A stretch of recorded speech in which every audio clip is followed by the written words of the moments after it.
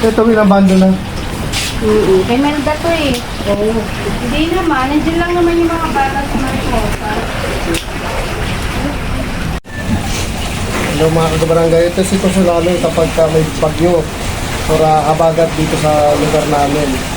So isa ito sa mga lugar na binabantay namin ang Mariposa, Manggahan.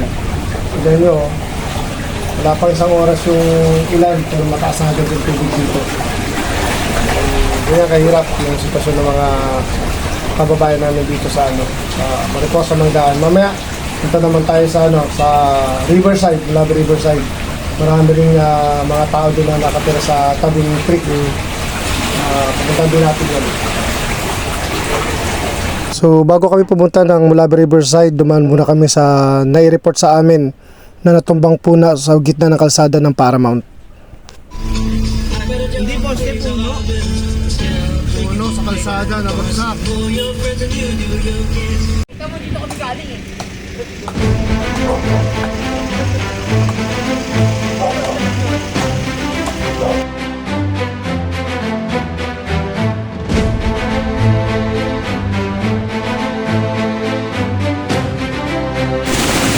So ito naman ang Malabe Riverside.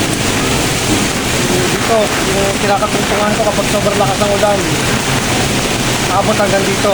Kaya minsan yung mga tao pabubog na dumadaan para ma-rescue namin. So, pagkabigla ka natin yung may medic ko, i-vlog ka naman tayo eh. So pagkabigla ka natin, dito tayo, dito sa kagad. Monitor naman kami. Ako.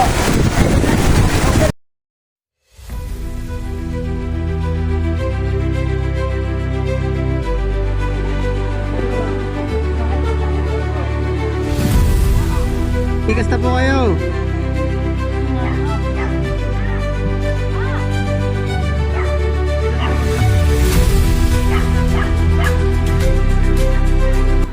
Sa bawat bahay po na aming pinupuntahan, may iba't ibang sitwasyon. May matatanda, may mga bata, may mga sakit, may mga pamilyang ayaw iwan ng kanilang tahanan. Pero lagi namin sinasabi na mag-evacuate na kaysa manatili sa lugar. Kailangan lang po na ipaliwanag sa pamilya kung bakit mahalaga lumikas.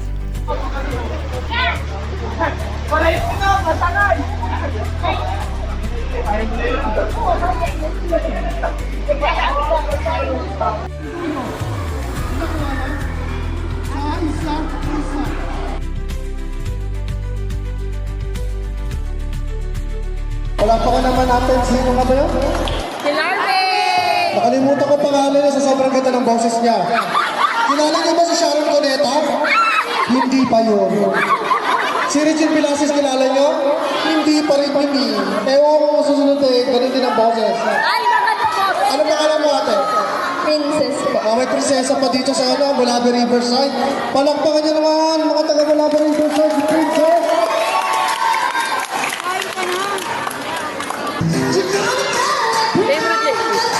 Favorite day.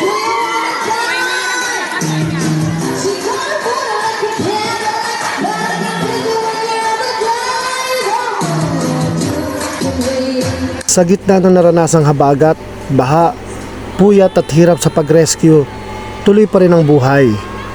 Kahit pagod at mabigat ang pakiramdam at pinagdadaanan, kailangan pa rin nating ngumiti at maging masaya kahit sandali.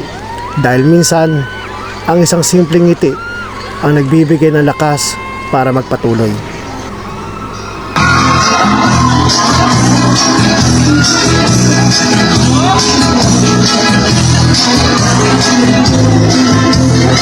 Muli, ako nga po pala si Kagawad Jovel Lagla at ito ang Buhay Rescuer.